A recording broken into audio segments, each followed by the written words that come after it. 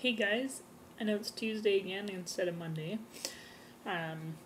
Anyway, I'm late again this week. I apologize, I have a lot of things going on in my life right now, but I'm getting my video up tonight, Tuesday night, for Monday. And what I'd like to talk to you today about is body objectification. Now, body objectification is kind of a feministic perspective term and theory on eating disorders, and that the body objectification theory says that eating disorders are a result of society objectifying women's bodies, and women who tend to be sensitive internalizing that objectification. And so basically you learn to view your body through an external lens, through society's external lens. So I really identify with this theory because I think, if you look around us, if you look at media, if you look at our values on diet, weight loss, look at the diet industry, body objectification is a huge part of how we place value on ourselves and others. And so how do other people in our lives do this to us, or how do we do it to other people? So to start out with, I think it starts with the media, it starts in the home, but it's especially heavily influenced by Western culture. And there have been various studies that show that West cultures, that once they start to develop Western values, or like the Fiji study, once the girls there were exposed to Western television, the eating disorder rates went up significantly. So media is a big part of it, and the value on the thinness. But in the home, first of all, mothers play a big role in this. Mothers who diet pass those attitudes on to their children. So whether they're saying things to their daughters or not about bugging their daughters about their weight, they themselves, if they're dieting all the time, if they're constantly saying negative things about their own weight, their daughters are going to pick up on it. But interestingly enough, a lot of focus has been put on this, but fathers also play a big role in this.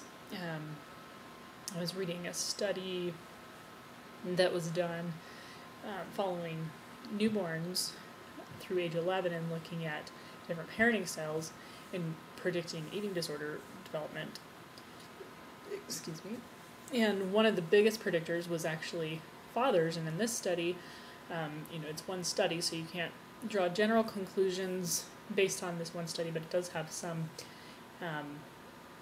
but there's a lot of good research on this that is an indicator for further research that needs to be done on fathers, because in this study this showed that fathers' attitudes on thinness were actually greater attitude than mothers' attitudes. And the reason for this is that mothers, even though they may have had their own body issues, generally were more concerned about the not hurting their daughter's feelings, where fathers, they tended to be more dissatisfied and more disapproving of their daughters if they were in the higher percentile as far as weight by the age of 5 years old. And so these girls and boys, but they followed boys too, but these girls especially tended to develop eating disorders, binge eating disorder. So mothers and fathers play a big factor. Media, the way that media portrays thinness and values thinness, and especially now with all of the photoshopping, airbrushing that goes on with models. I don't know if everybody's aware of the Urban Outfitters. That was my daughter right there. What are you doing, babe? Go to bed. It's very late. Very late. I'm not past my Anyway, the Urban Outfitters, they put a t-shirt up on their website that basically said eat less, and basically targeting the pro-ana community.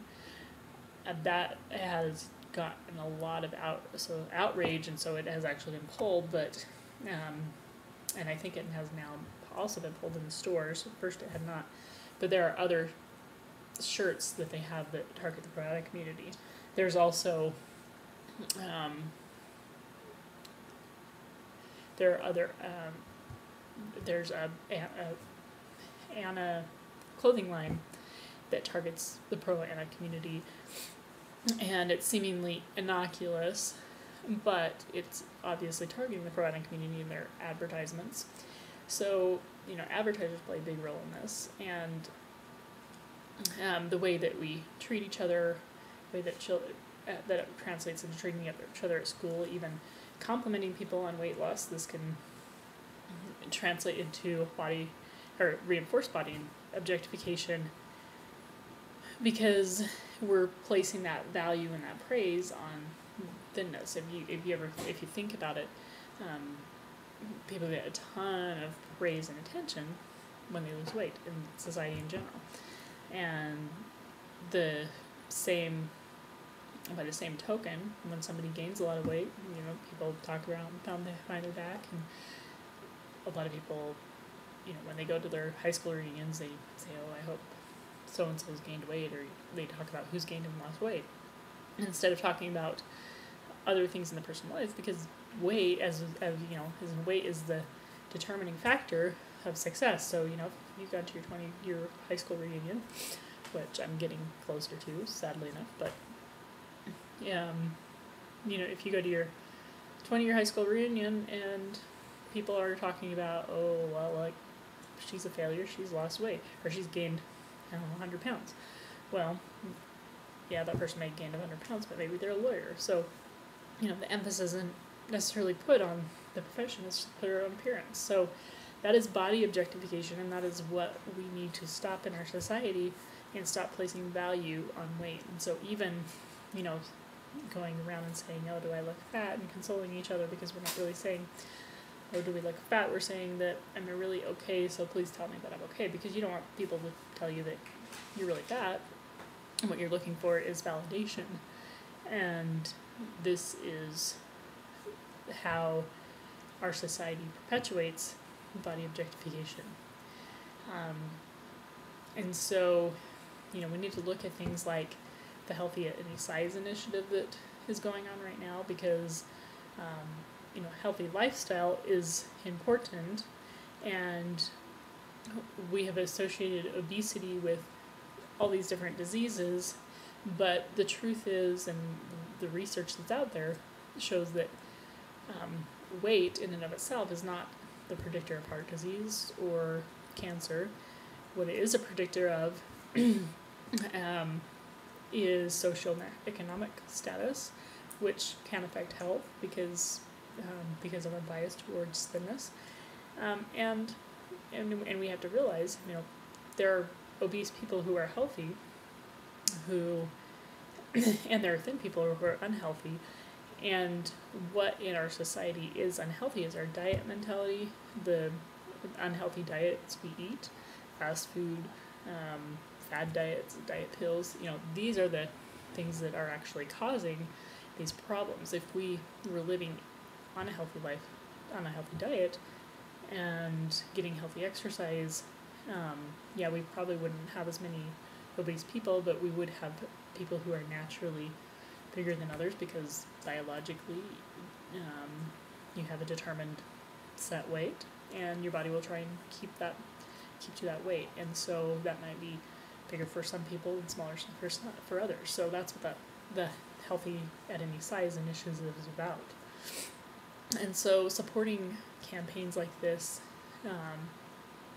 like that one, are important, and we need more of these, and we need not just more awareness, but we need more social action to change eating disorders and lower the eating disorder rate. And right now, that's not happening. There's a big divide, and there's a big disparity in what we are trying to promote, and what is actually happening, what is continuing to be promoted by the diet industry and by advertisers, and it translates down to society in general. So have a good day.